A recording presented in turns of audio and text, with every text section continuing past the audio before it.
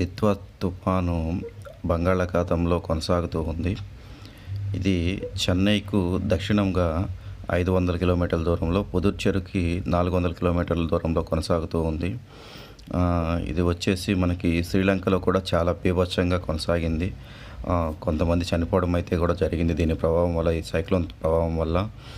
ఇది వచ్చేసి మనకి తెలుగు రాష్ట్రాలు అయినటువంటి ఆంధ్రప్రదేశ్, తెలంగాణ మీద ఈరోజు సాయంకాలం నుంచి అయితే దీని ఎఫెక్ట్ కనిపించబోతుంది. ఈరోజు సాయంకాలం అంటే శనివారం సాయంకాలం నుంచి సోమవారం వరకు కూడా భారీ వర్షాల నుంచి అతి భారీ వర్షాలు కూడా పడతాయని మనకంతా కూడా మనకు అధికారులు హెచ్చరిస్తున్నారు.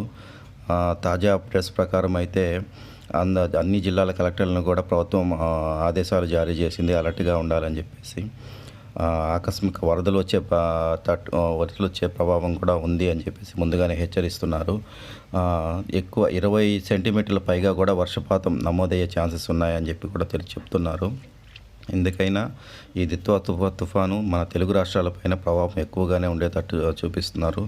30వ తేదీ ఇది మన తీరం వద్దకు వచ్చి మనకి తీరాన్ని తాకుతుందని చెప్పేసి దక్షిణ ఆంధ్రాలో కానీ, చెన్నై వద్ద కానీ ఇది తీరాన్ని తాకుతుందని చెప్పేసి అంచనా వేస్తున్నారు. ఇలాగే దీని ప్రభావం కొనసాగితే మాత్రం మనకి తీవ్ర ఎఫెక్ట్ అనేది ఉంటుంది. మనం ఇంకా సేఫ్గా ఉండాలని అధికారులందరూ సూచిస్తున్నారు అన్నమాట. రైతులు కానివ్వండి, అలాగే మనకి వ్యవసాయదారులు, ఇంకా రైతులు, ఇంకా ప్రజలు అయితే జాగ్రత్తగా ఉండాలనేసి చెప్తున్నారు. ఓకే ఫ్రెండ్స్, తాజా అప్డేట్స్ కోసం చూస్తూ ఉండండి మానస్ టీవీ 19. ప్లీజ్ మా ఛానల్ సబ్స్క్రైబ్ చేసుకోండి, లైక్ చేయండి, షేర్ చేయండి.